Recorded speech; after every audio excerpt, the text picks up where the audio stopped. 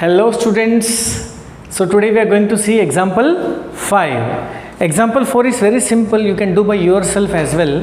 Example 4 we have discussed, okay? Now example 5. So example 5 says that what is the significance of R cross R and R cross R cross R where R is a set of real numbers.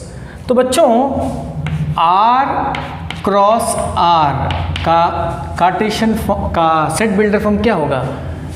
इसका होगा x comma y where x belongs to capital R and y also belongs to capital R. Is it clear बच्चों?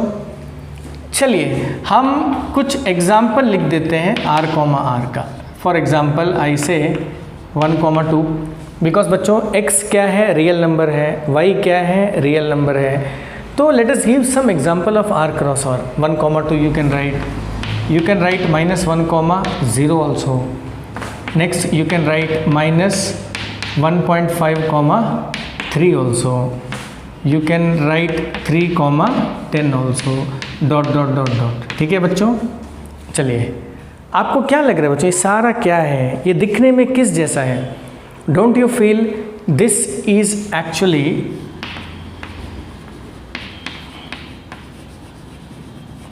coordinate? तो बच्चों इसको देख के आपको coordinate जैसा लग रहा है, तो आप क्या बोल सकते हैं कि R कॉमा R के अंदर में we have coordinates of all the points in 2 dimensional space. जैसे कार्टेशियन प्लेन होता है ना बच्चों, इसको क्या बोलते हैं? Cartesian plane. x dash y dash. तो बच्चों कार्टेशियन प्लेन का और एक नाम बोल सकते हैं आप 2 डायमेंशनल स्पेस. ठीक है बच्चों?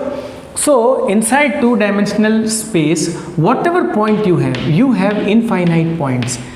इतने पॉइंट्स है बच्चों, आप उसको काउंट भी नहीं कर सकते, लेकिन वो सारे पॉइंट्स का जो कोऑर्डिनेट है that coordinate you can find inside R cross R.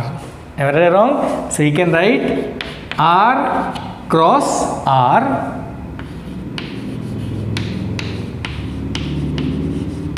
represents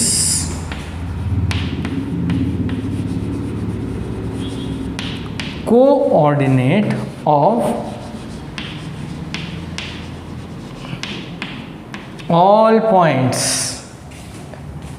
in 2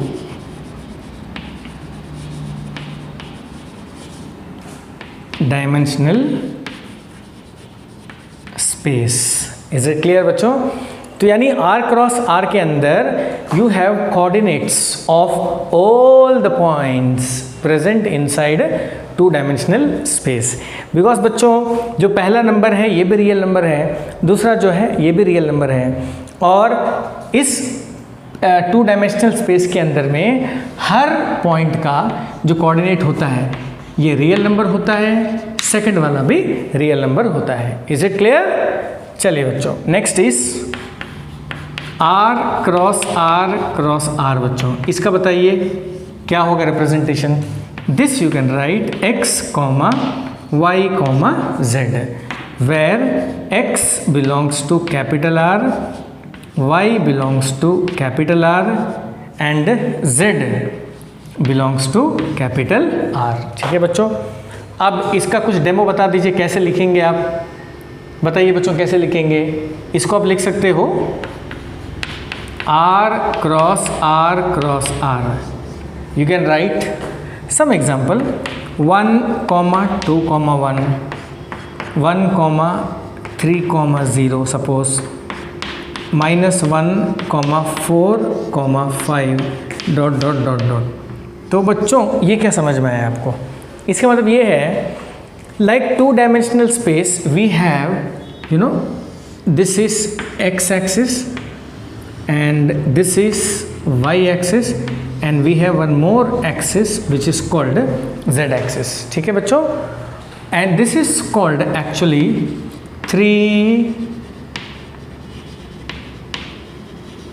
dimensional space बच्चों, इसका नाम क्या है? 3 dimensional space. So 3 dimensional space के अंदर में जितने भी पॉइंट होते हैं बच्चों, whatever points are there, we have infinite points, every point has 3 coordinates x, y, z. Every point has got 3 number representation x, y, z. First number represent x axis, second number represents y axis, third number represent z axis. तो बच्चों r, set के अंदर जितने भी point होते हैं, each point is the coordinates of the point present in 3 dimensional space. तो बच्चों क्या लिखेंगे? r,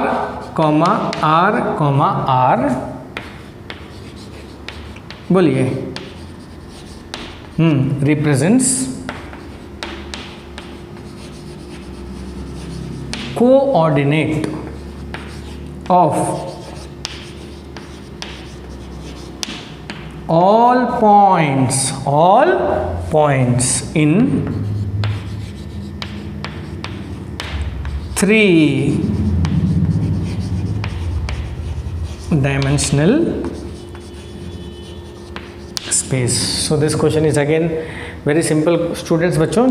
तो r, r is a set which contains coordinates of all the points present in 2 dimensional space, and r, r is a set which contains coordinates of all the points present in 3 dimensional space.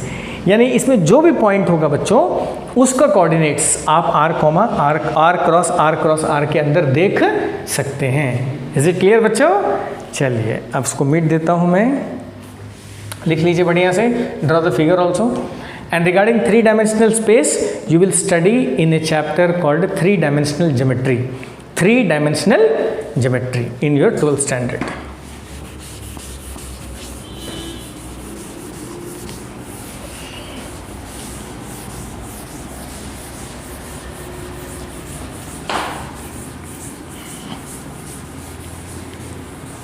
Next बच्चों question number 6 है, example 6.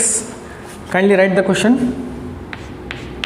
Example 6 says that if a cross b equal to curly bracket p, q,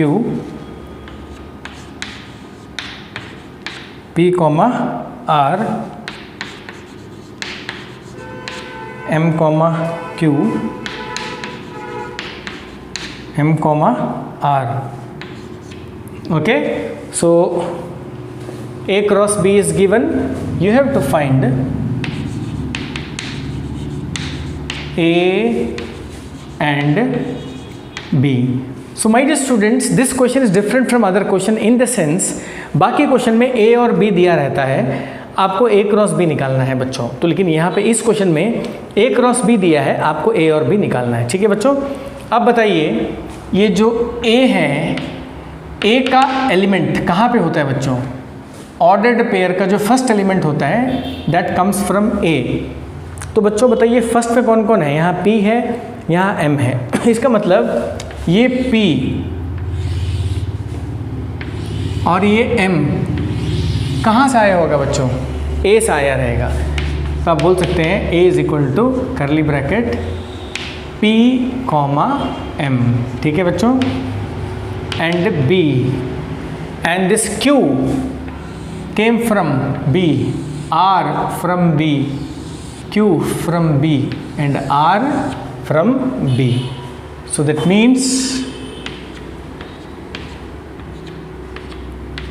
बच्चों b का element क्या होना चाहिए? That is q, r. Is it clear?